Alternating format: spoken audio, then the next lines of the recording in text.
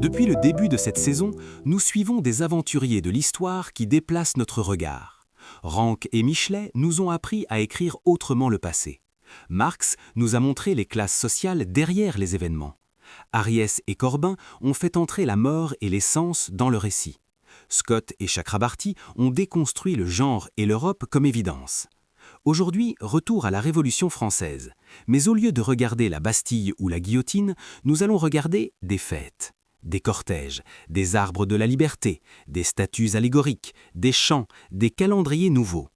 Pourquoi les révolutionnaires ont-ils passé autant de temps et d'énergie à organiser ces fêtes? Que cherchaient-ils à faire? Et surtout, qu'est-ce que cela nous apprend aujourd'hui, bien au-delà du cas français, sur la manière dont les États modernes fabriquent du lien politique? L'historienne Mona Ozouf a consacré un livre entier à cette question, La fête révolutionnaire, 1789-1799.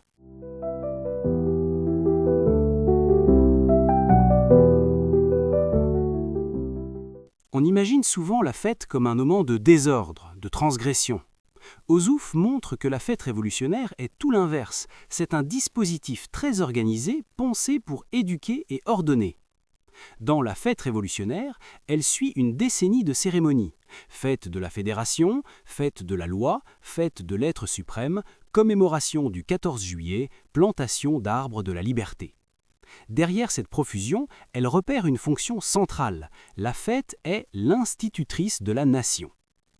La Révolution veut fabriquer un peuple de citoyens. La fête sert à enseigner de nouveaux symboles, drapeaux, bonnets phrygiens, arbre de la liberté, répéter de nouveaux gestes, prêter serment à la Constitution, acclamer la nation, donner à voir l'égalité et la fraternité, ne serait-ce que pour quelques heures. Ce que nous montre Ozouf ici, c'est plus général. Partout, les États modernes utilisent fêtes nationales, parades, journées commémoratives pour fabriquer une identité collective et pas seulement pour célébrer quelque chose qui existerait déjà.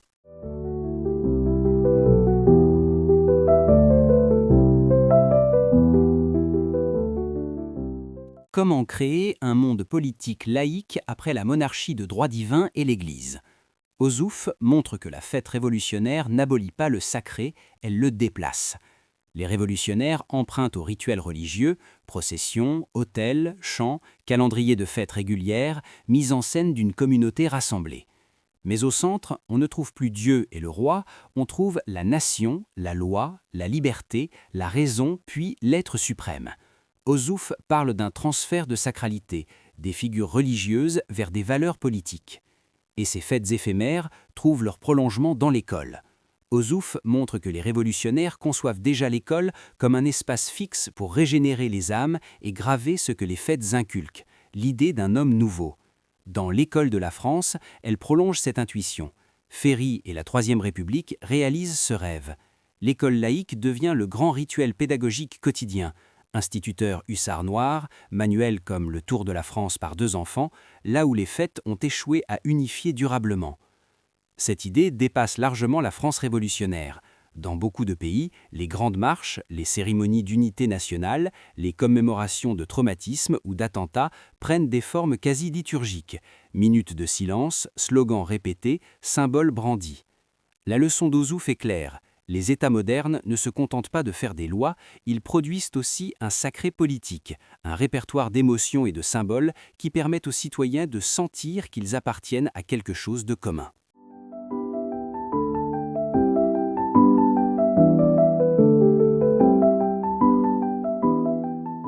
La Révolution est un moment de rupture. Tout va vite, tout change. Ozouf montre que les fêtes servent aussi à régler le temps de la Révolution. Le calendrier républicain remplace le calendrier religieux. Les grandes journées, 14 juillet, 10 août, etc., deviennent des anniversaires nationaux. Un cycle régulier de fêtes tente d'inscrire la rupture dans une nouvelle continuité. La fête ne représente pas seulement le nouveau régime, elle organise le temps et l'espace.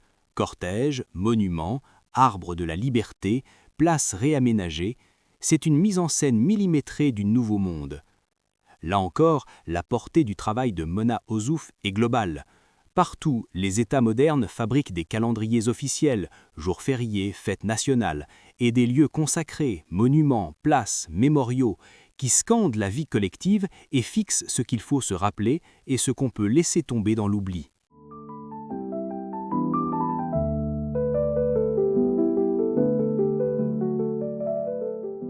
Au fond, ce que propose Mona Ozouf, c'est de prendre les fêtes au sérieux, comme objet politique.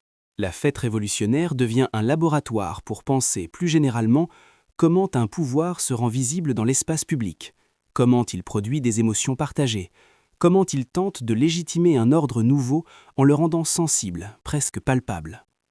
Ce que l'on apprend sur 1789-1799 aide à lire les fêtes nationales en Afrique du Sud, les parades militaires en Russie, les cérémonies d'indépendance en Inde ou les grandes marches civiques en Amérique latine. Les formes changent, mais la logique reste proche. Fabriquer de la communauté à travers des rituels qui combinent mise en scène, mémoire et sacralité politique.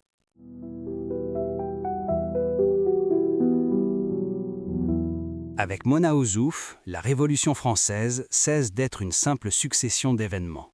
Elle devient un immense atelier de symboles.